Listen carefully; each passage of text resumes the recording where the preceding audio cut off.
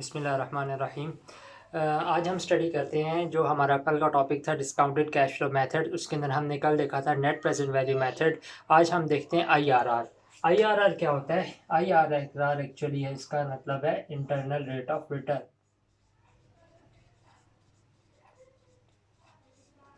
ये भी क्या है? डिस्काउंटेड कैश फ्लो मेथड है, जिसके ज़रिए हम किसी भी प्रोजेक्ट को चाहे वो क्या ये जज करने के लिए यूज़ कर सकते हैं कि क्या हमारा प्रोजेक्ट एक्सेप्टेबल भी है कि नहीं है।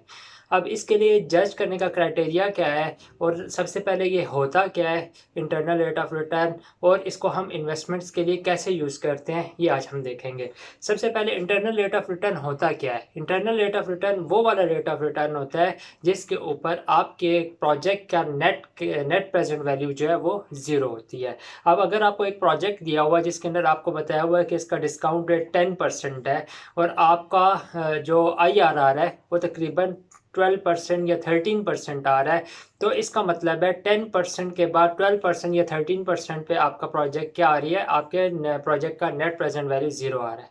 तो 12% या 13% से पीछे क्या होगा? आपका प्रोजेक्ट रिजेक्टेड है। इसके बाद क्या होगा? आपका प्रोजेक्ट एक्सेप्टेबल है। यानी आपका rate of return, minimum rate of return वो होना चाहिए जिसके ऊपर आपका प्रोजेक्ट एक्सेप्टेबल है। ठीक है, आपका अगर कोई प्रोजेक्ट 10% रेट पे एक्सेप्टेबल है तो आपका IRR must be greater than 10% होना चाहिए। ठीक है, अगर आपका आईआरआर ग्रेटर देन 10% ना हुआ, लेस देन 10% हुआ, तो आपका प्रोजेक्ट एक्सेप्टेबल नहीं है। ठीक है, अब इसको निकालने के बहुत सारे तरीके हैं। अब एक तो होता है hit and trial method. Hit and trial method के अंदर क्या होता है, आप मुख्तलिफ डिस्काउंट रेट्स, जो आपका गिवन डिस्काउंट रेट है उसके आसपास मुख्तलिफ हिट एंड ट्रायल करते हैं। ट्रायल एंड एरर मेथड इसको भी कहते हैं, और जज करते हैं कि कौन से रेट के ऊपर आपका इंटरनल रेट ऑफ रिटर्न या कौन से रेट के ऊपर आपकी नेट प्रेजेंट वैल्यू ज़ीरो आ रही है। जिस रेट के ऊपर आपकी नेट प्रेजेंट वैल्यू ज़ीरो आएगी, that is called as internal rate of return. अब इसको अगर हम ग्राफिकली देखें तो ये अगर आपके पास वर्टिकल एक्सिस जो है आपके पास क्या है? नेट प्रेजेंट वैल्यू है। ठीक है, नेट प्रेजेंट वैल्यू है। अब सपोज कर लें ये हॉरिजेंटल एक्सिस ये क्या बता रहे हैं? ये बता रहे हैं डिस्काउंट रेट्स। इसको हम क्या कहते हैं? ये हमारे डिस्काउंट रेट्स हैं।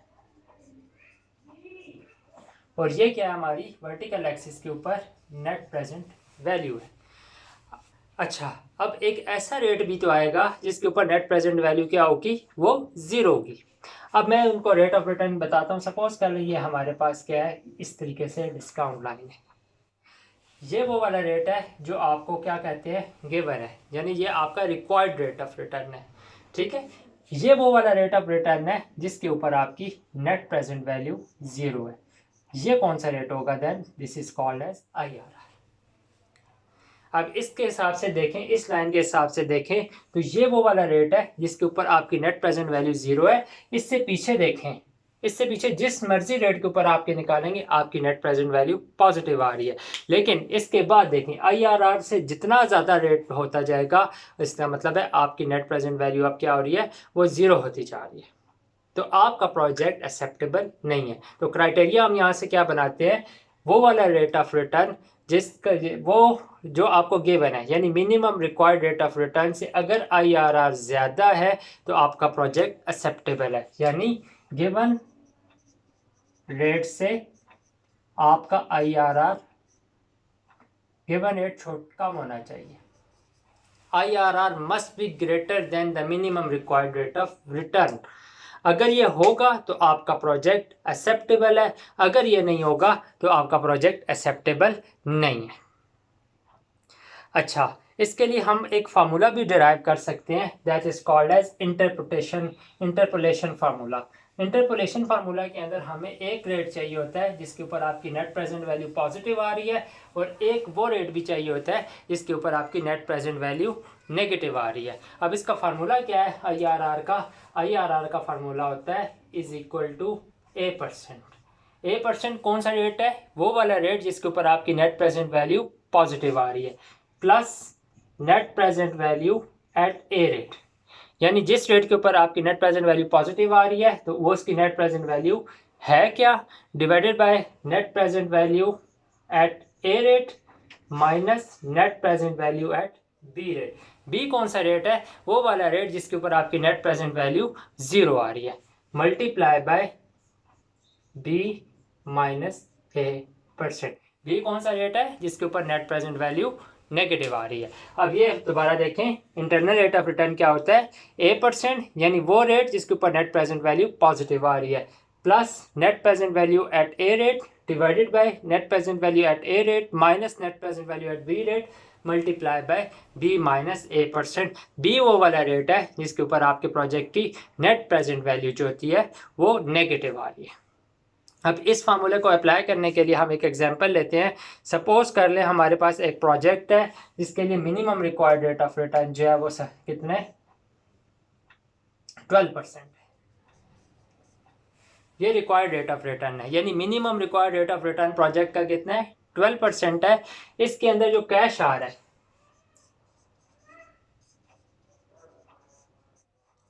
सपोज कर लें इनिशियल इन्वेस्टमेंट कितनी है?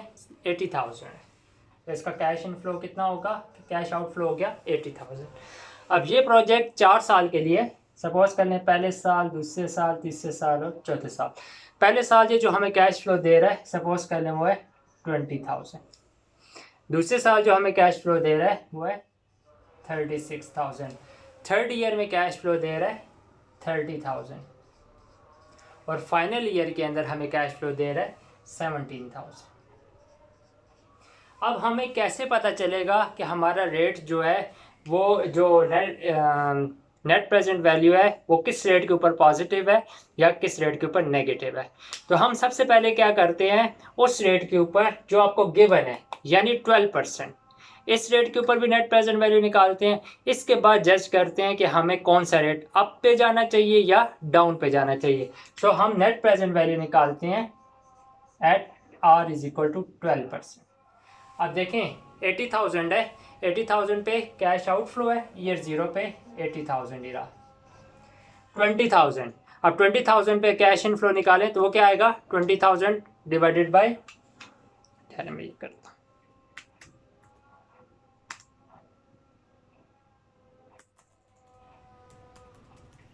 सो ये बन रहा है 17,857।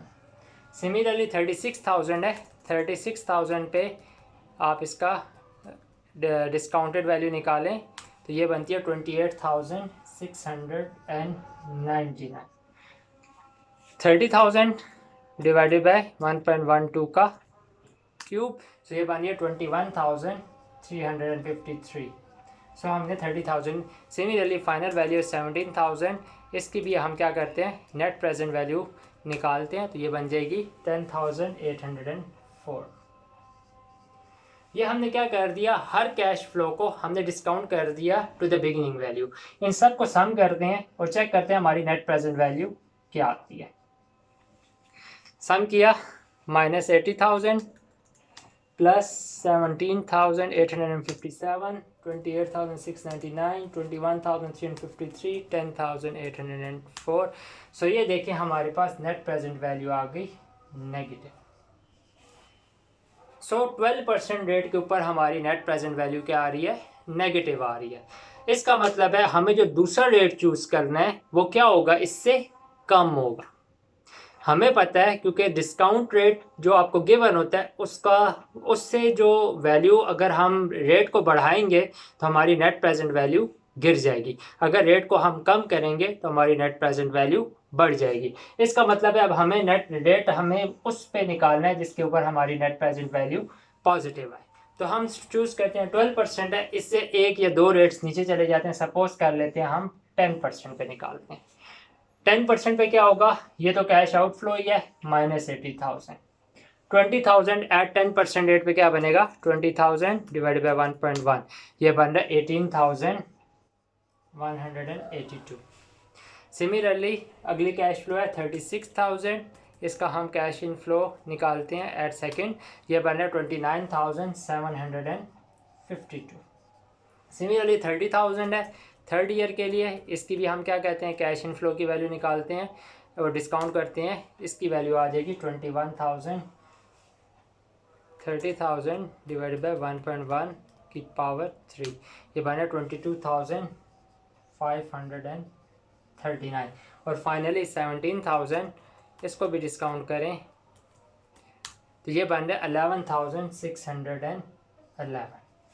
सो ये हमारे पास आ रहा है एट B% पे, बी का रेट है क्योंकि नेगेटिव है। इन सब को सम करें तो हमारे पास नेट प्रेजेंट वैल्यू कितनी बनेगी, पहले चेक करते हैं कि ये पॉजिटिव आता भी है कि नहीं। अगर ये नेगेटिव आया तो फिर हमें और रेट गिराना पड़ेगा ताकि हम क्या कर सकें, नेट प्रेजेंट वैल्यू वो वाली निकालें जिसके ऊपर पॉजिटिव आपके पास नेट प्रेजेंट वैल्यू आ रही है। सो मैं इन सब को सम करता हूँ तो देखते हैं कि हमारे पास नेट प्रेजेंट वैल्यू कितनी आ रही है। ऑफ कोर्स हमारे पास नेट प्रेजेंट वैल्यू पॉजिटिव आई 2084, तो पॉजिटिव आने का मतलब है ये हमारा ए रेट हो गया। अब इन फार्मूलाज को यूज़ करते हैं। IRR किसके इक्वल होगा, हमने इस फार्मूले के अंदर ये वैल्यूज अब पुट करते हैं। IRR इक्वल होगा A%।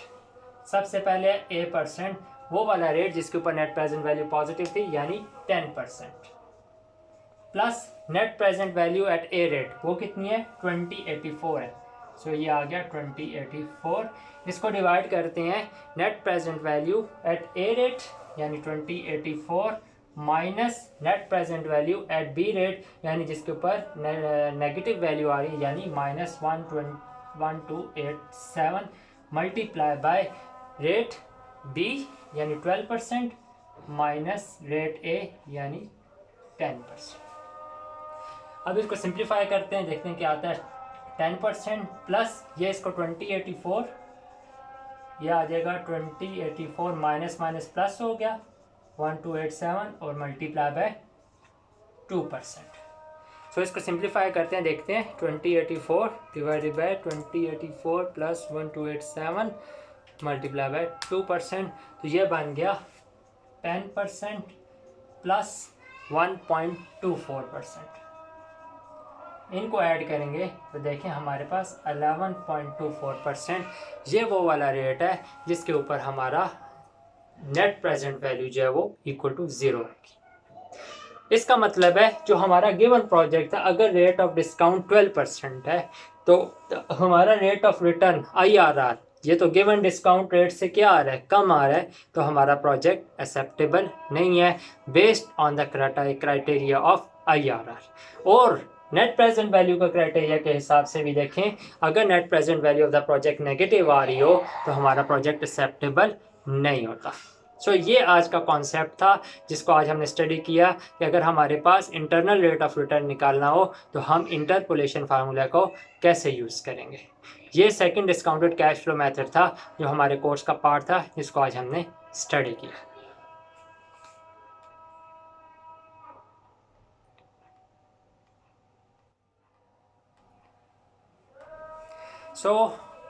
ये दो टॉपिक्स थे जो हमारा डिस्काउंटिंग के रह गए थे, यानी NPV जिसके अंदर हमने डिस्काउंटेड कैश फ्लो मेथड्स के अंदर एक नेट प्रेजेंट वैल्यू मेथड और एक IRR मेथड है। अब नेक्स्ट टॉपिक जो है वो हमारा अब लीनियर प्रोग्रामिंग से रिलेटेड है, वो इंशाल्लाह हम नेक्स्ट लेक्चर में स्टडी करेंगे।